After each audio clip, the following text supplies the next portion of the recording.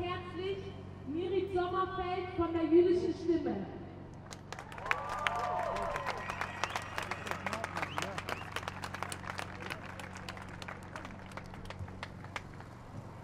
Dankeschön, vielen Dank und herzlich willkommen hier auf dem Odeonsplatz. Ich freue mich, dass so viele Menschen gekommen sind und vor allen Dingen, dass ich so viele junge Menschen sehe.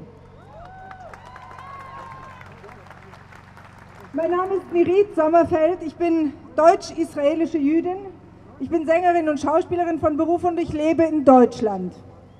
Ich stehe hier als Mitglied der Jüdischen Stimme für gerechten Frieden in Nahost e.V. und als jüdische Stimme sage ich euch, Israel handelt nicht in meinem Namen, nicht in unserem Namen, nicht im Namen des Judentums und nicht im Einklang mit jüdischen Werten. Seit wenigen Tagen gibt es einen Waffenstillstand und alle Welt atmet auf, weil scheinbar wieder Ruhe eingetreten ist im sogenannten Heiligen Land. Aber Palästinenserinnen und Palästinenser haben keinen Grund aufzuatmen, weder in Gaza, noch im besetzten Westjordanland, noch im völkerrechtswidrig annektierten Ostjerusalem, noch diejenigen, die innerhalb Israels leben.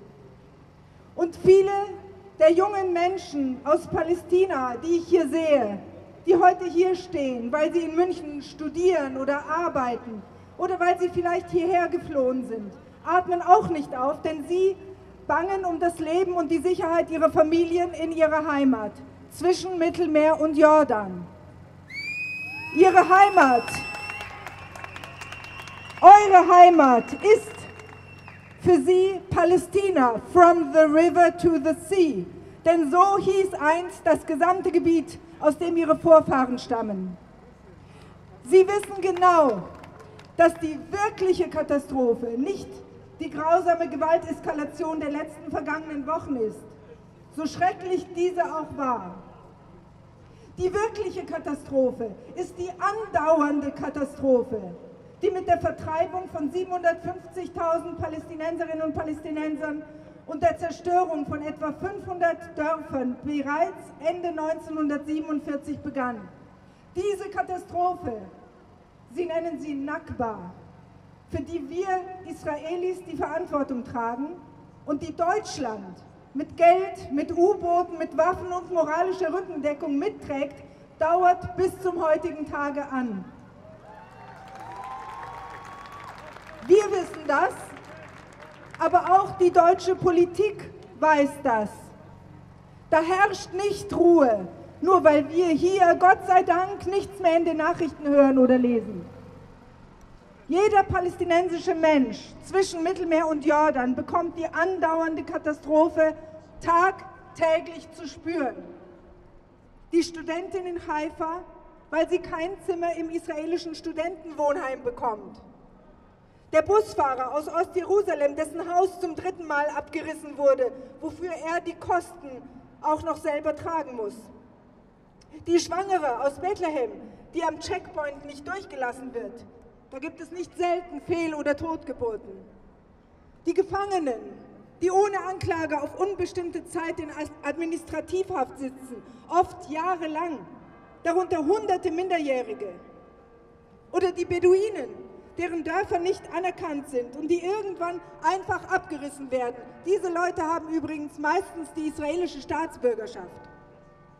Die Grundschulkinder in Hebron, die in ihrer eigenen Stadt Al-Khalil mit 180.000 Einwohnern auf schmalen Pfaden zur Schule gehen müssen, weil die Innenstadt nur für Juden reserviert ist.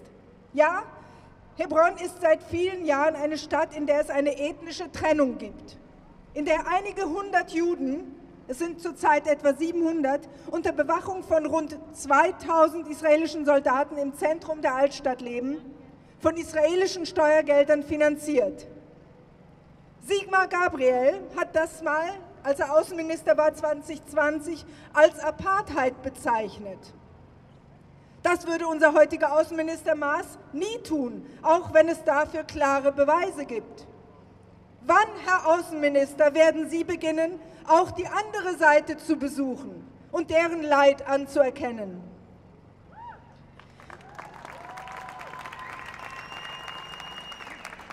Ich bin in Israel geboren. Ich lebe seit meinem 9. Lebensjahr vorwiegend in Deutschland und bin vor 12 Jahren mit meiner Familie nach Tel Aviv gezogen.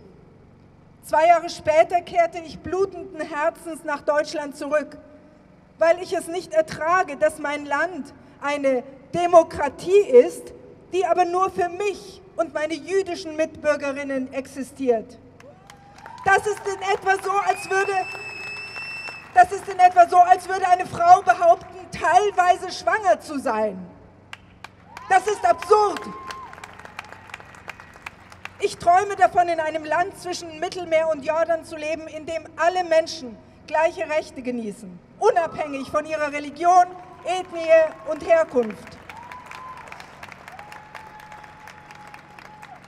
Welche Organisationsform oder Staatsform die Menschen, die dort leben, dafür finden, sollten wir ihnen doch selbst überlassen, anstatt gebetsmühlenartig von der Zwei-Staaten-Lösung zu sprechen, von der wir, ich nehme an, die meisten hier und auch ich, die wir Ortskenntnisse haben, längst wissen, dass sie unrealistisch ist. Die deutsche Politik könnte das auch wissen und ich glaube, sie weiß es. Und darum frage ich, wollt ihr Deutschen, Politikerinnen, Medienleute, wollt ihr das Schlusslicht der Staaten sein, die die Menschenrechte über alles stellen? Wollt ihr weiterhin festhalten an eurer unverbrüchlichen Freundschaft zu einem Staat, der Apartheid-Gesetze verabschiedet, mit menschenverachtenden Geheimdienst- und Foltermethoden arbeitet, dessen Soldatinnen und Soldaten Kinder verhaften und zuweilen töten? Durch dieses merkwürdige "Wir stehen an der Seite Israels" werden die Nazi-Verbrechen eurer Vorväter nicht gesühnt.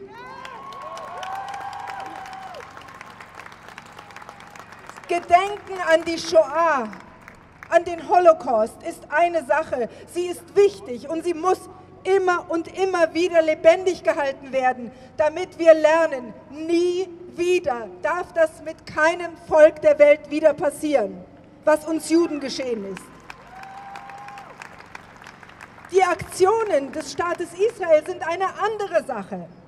Sie kritisch zu beurteilen und dementsprechend zu handeln, ist auch eine deutsche Pflicht. Die Medien in diesem Lande, frage ich, macht ihr das eigentlich absichtlich, dass ihr die Kameras auf die Vollpfosten richtet, die eine israelische Flagge verbrennen und hässliche Parolen grölen? Seht ihr hier irgendjemanden, der so etwas tut? Ich sehe niemanden. Seht euch doch mal um, liebe Medienmenschen. Ich hoffe, es sind irgendwelche hier. Hier stehen vielleicht Hunderte oder einige hundert junge Menschen, ja, mit Migrationshintergrund, die allermeisten.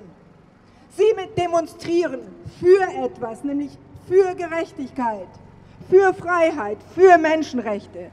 Sie positionieren sich dezidiert, das kann man auch in der Ankündigung dieser Demonstration lesen, sie positionieren sich gegen Antisemitismus. Sie importieren ihn nicht, wie vielfach falsch behauptet wird. Mir scheint sogar, die meisten von ihnen sind selbst Semiten, wenn ich mich hier umsehe.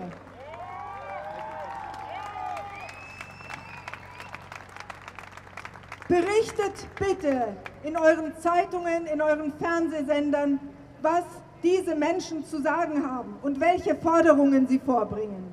Sprecht mit ihnen und seht, dass es viele und immer mehr jüdische Stimmen, auch hier in Deutschland, aber überall auf der Welt gibt, die sich zusammen mit den Palästinenserinnen auf eine Seite stellen. Wir solidarisieren uns mit euch. Wir stehen zusammen.